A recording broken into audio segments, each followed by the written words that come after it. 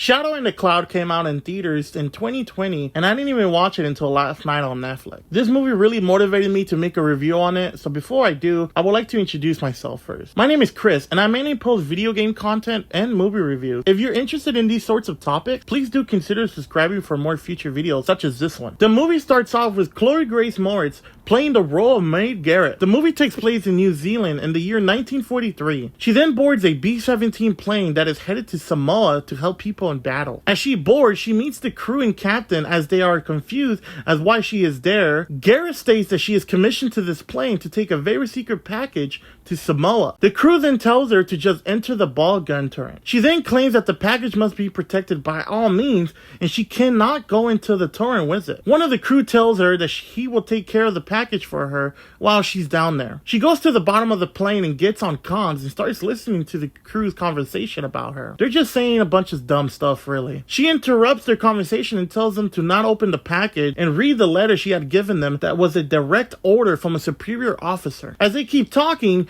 Garrett notices something in the clouds that seems a lot like an enemy plane. She reports it to the crew, but they think that she's just hallucinating. She tries her best to warn them, but they just shut her off comms and make her stay alone below the plane by herself. The ball turret hatch opens and a beast tries to kill Garrett, but she was able to defend herself, which while doing so broke her finger trying to keep the hatch closed. So she reaches for her gun and fires at the beast. The crew then turns the comms back on and question her on what the gunshot sound was. But she lies and tells them that it was a bird. They then try to get her off the bottom to try to interrogate her on what's really going on and who she is. She intercepts by jamming the door from opening. One of the men sees the beast and tries to tell the others, but they don't believe him. She then spots an enemy plane right under them, getting ready to attack them. She then asks permission to fire, but they underestimated her ability to handle her own down there. As she fires at the enemy plane, shoots it down, defeating it. The crew realize that she wasn't lying after all. She gets back on comms and talks to the crew, but they notice a change in her accent, which changed to American. As this is happening,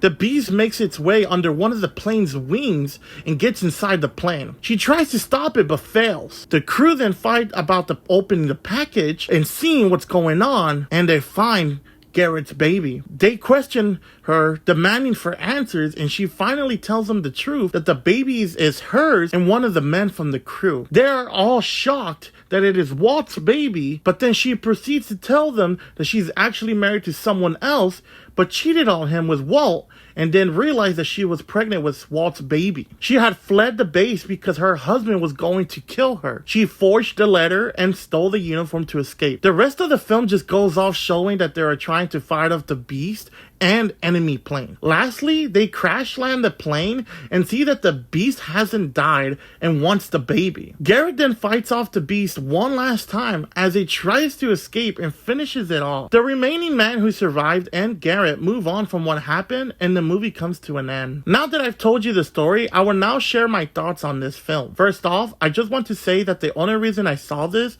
was because of Chloe, and Netflix listed it as a horror film, which to be honest, it wasn't. When it comes to the plot, I do believe it would have been a great movie considering the way the film started. The characters were simply just not given enough time to give them their traits. The part where she tells everyone that her baby was hers was completely fine, but then the film gave us something we didn't need, which was the fact that she was actually married. That was just unnecessary towards the plot. They could have just left it with the fact that it was Walt's baby and they were fleeing because they didn't want the baby to be left alone or something. The setting wasn't the problem. It was the poor writing that made this film a joke. If they would have just kept it as an actual thriller / horror theme, it would have been a great movie. But the writer decided to make it into some fantasy superhero action cliche. This movie had a lot of potential to become easily one of the greatest films, but it failed because not even the production team knew what they were filming. I believe that the only reason people saw this was because of Chloe, and I actually love Chloe, but lately she's been giving some really bad scripts, and I think she deserves a new agent. If you asked me to write this movie, here's how I would have made it. I would have kept the setting in the year 1943, but instead of Garrett just boarding the plane, I would make her a part of the crew, where she's the actual